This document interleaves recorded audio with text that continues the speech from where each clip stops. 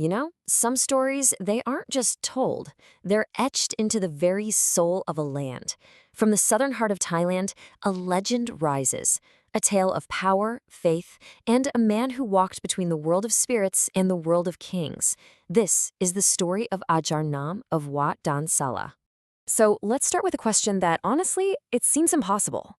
How can a simple piece of metal, no bigger than your thumb, actually stop a hail of gunfire? Now, this isn't some riddle. It's the core miracle in the life of a master, and it's a mystery we are about to unravel together. Okay, so where does a story like this even begin? It begins right here, in the ancient, almost mystical lands of Phatthalung. This is a place where faith runs as deep and as old as the waters of its great lake.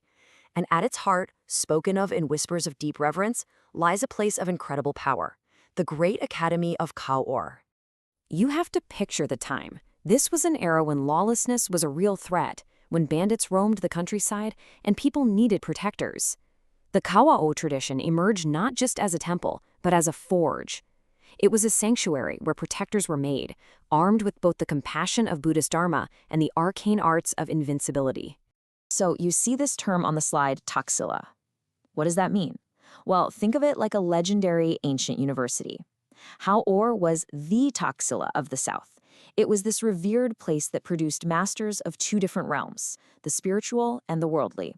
And its whole purpose was singular, to forge guardians strong enough in both body and spirit to protect their communities from all harm. And into this world of legends, a child was born. His name was Nam Kaewchan. He wasn't a monk yet, not a famous sage, but his destiny was already woven into the very fabric of the Khao O tradition, right from his very first breath. Just look at this lineage. It's incredible. Born way back in the Buddhist era, 2434, his own father was a celebrated master from the Khao O School. So think about what that means. Nam got this dual education that almost no one else could. From his dad, he learned the arcane arts of a layman, and from the legendary Phra Ajarn Thong Tao, he learned the sacred monastic path. And though he did become a monk at 20, destiny had a different road for him at first.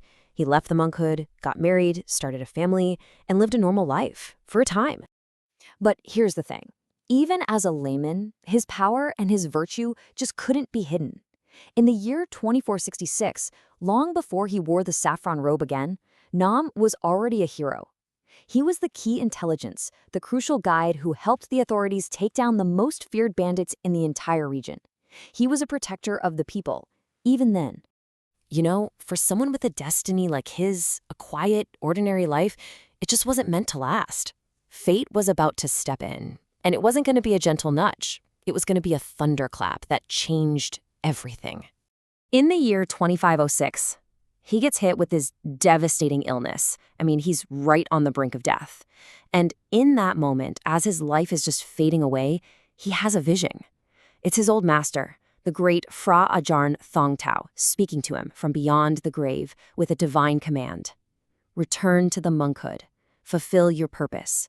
This is the only way you will survive. And so, right then and there, he made a sacred vow. If he were spared, he would serve under the saffron robe for the rest of his days. And you know what happened? The moment the vow was made, the illness just receded. His health came flooding back, as if by a miracle. On July 5, 2506, Nam Kaewchan was reborn, ordained as Phra Ajarn Nam, finally stepping into the destiny that had been waiting for him all along. Okay, so now he's Phra Ajarn Nam, and his spiritual prestige, his barami, it just skyrockets. His presence completely transforms Wat Don Sala. It goes from just a quiet temple to this beacon of immense spiritual power. And people from all over the kingdom, I mean, even the highest royalty start to take notice. From 2513 to 2519, he takes on his life's great work, building the temple's main chapel, the Yuba Sat. Now, this wasn't just any construction project. It was so righteous, so significant, that it caught the attention and earned the personal patronage of His Majesty King Bhumibol Adulyadej himself. What an incredible honor. And this picture, wow, this just says it all, doesn't it? Here you see this humble forest monk, the sage of Khao O, meeting the beloved king of Thailand.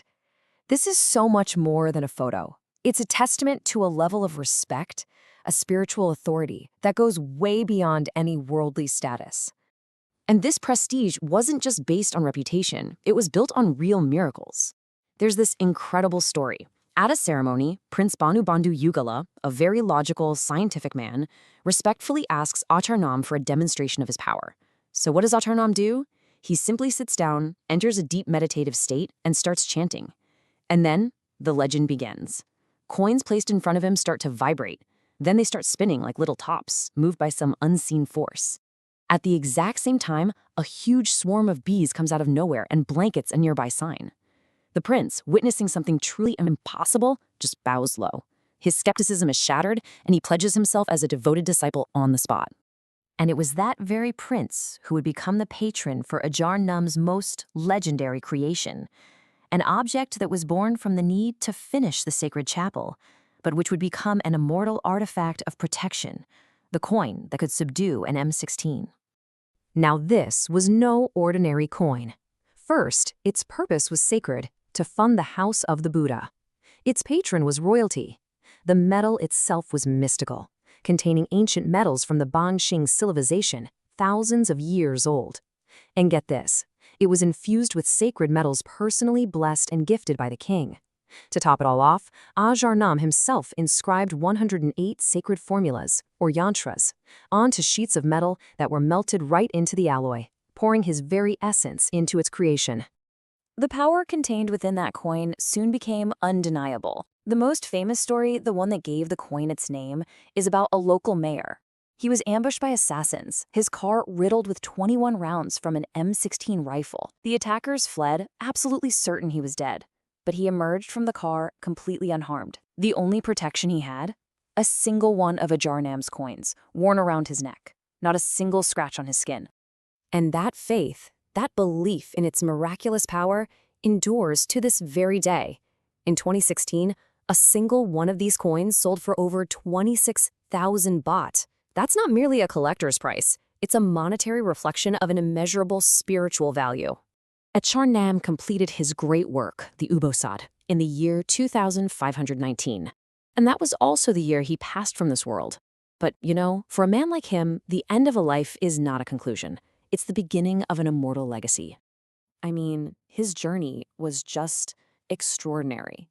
From his birth into the Khao O tradition, to his heroism as a layman, to his fated rebirth into the monkhood. He completed his life's work and passed in 2519, and then in 2520 he received the highest possible honor, a royal cremation presided over by His Majesty the King himself, a final, profound act of reverence for the sage of the South. So what do we take from a life like this? Perhaps it's this. A physical body is temporary. It vanishes into dust and memory. But true prestige, the kind born from virtue and power, and the unwavering faith it inspires in the hearts of people, those things don't decay. They become legends that echo forever.